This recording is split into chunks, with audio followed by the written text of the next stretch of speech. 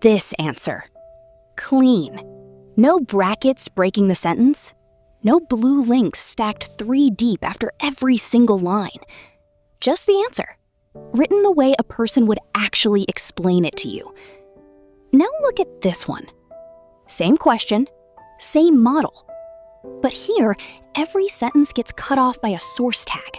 Every paragraph turns into a wall of citation bubbles you have to scroll past just to finish a thought. Same tool, 2 completely different experiences. The difference is one setting most people never touch, and once you see it, you can't unsee how often it's been slowing you down. Before we get into it, tap like on this video, drop a comment with the word clean so I know you're following along, and hit subscribe. Do that now, because the next part builds directly on what you just saw, and you don't want to lose your place halfway through. Here's why this actually works, and it's not a trick. It's how the system is built underneath the chat window. ChatGPT doesn't decide to add citations because it feels like it. It adds them because, by default, every time it searches the web, it's told to attribute what it finds, sentence by sentence, source by source. That instruction lives underneath the conversation, in a layer you don't normally see or think about. But there's another layer sitting right on top of it, one you fully control.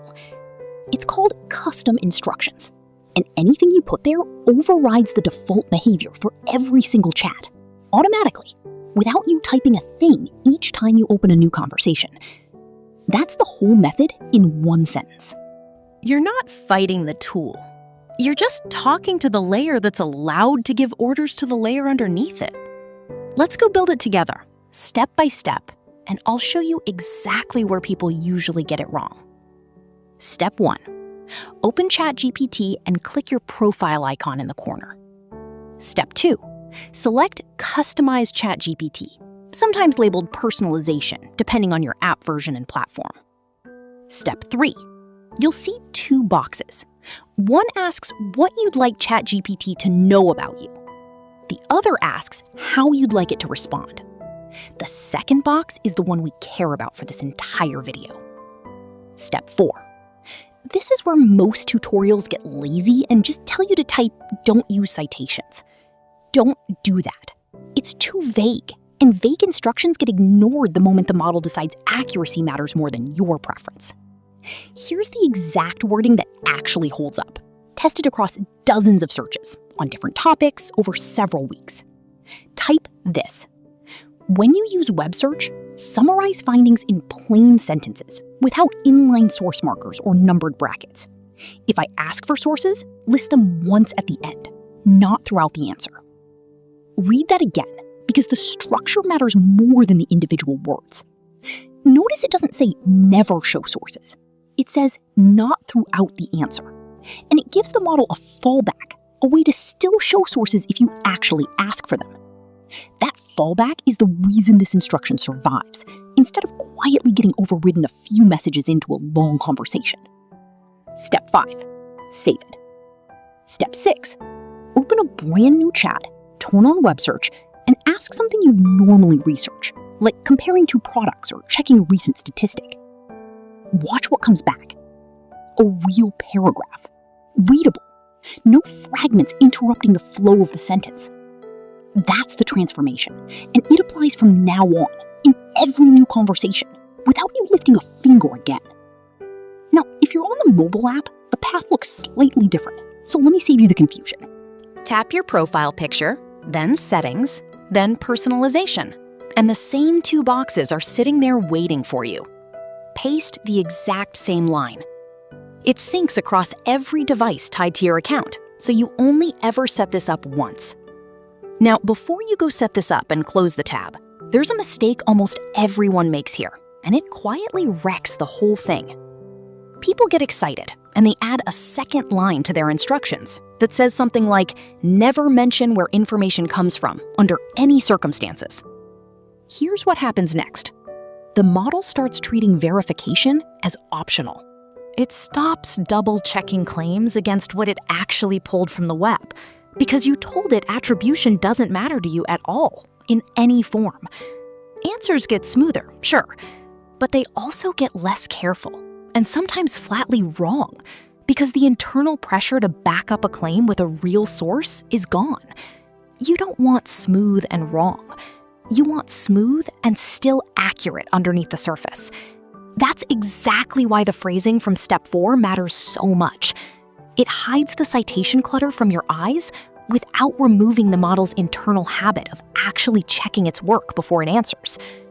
Keep that distinction in your head every time you're tempted to write a shorter, blunter instruction.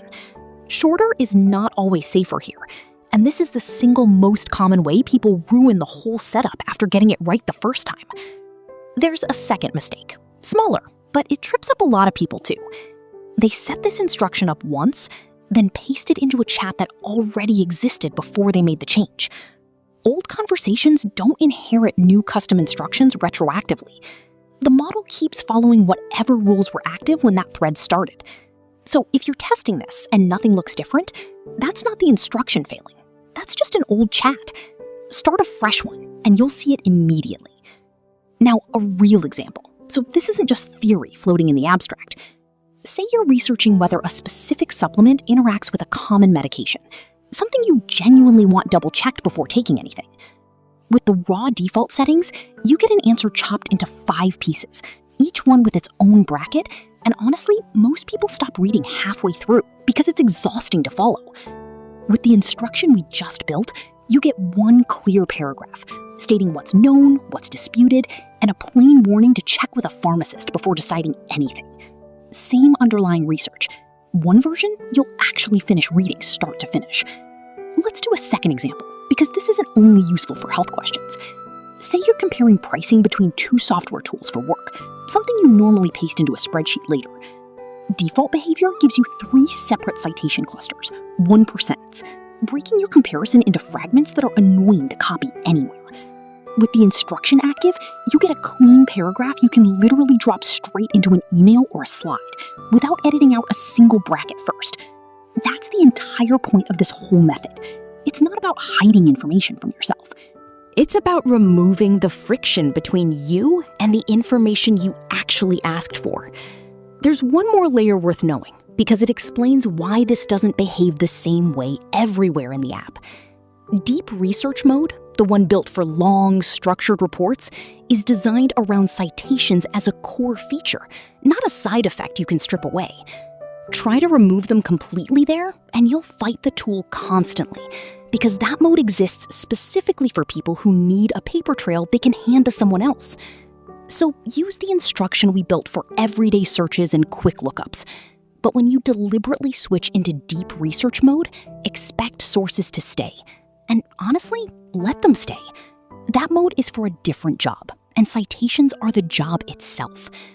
Knowing when to apply a technique matters just as much as knowing the technique itself. That's the actual difference between someone who copies a setting once and forgets why, and someone who understands the tool they're using well enough to bend it on purpose. One more practical note before the golden tip. If you ever need sources back for a single message without touching your saved instructions at all, just add one line to that specific question. Type something like, "Show your sources on this one," at the end of your question. The per message request overrides the general instruction for that single answer only, then quietly returns to clean mode on your very next message. That gives you a manual override sitting right next to the automatic default, and you never have to choose one permanently over the other. Now, here's the one line that upgrades everything you just set up.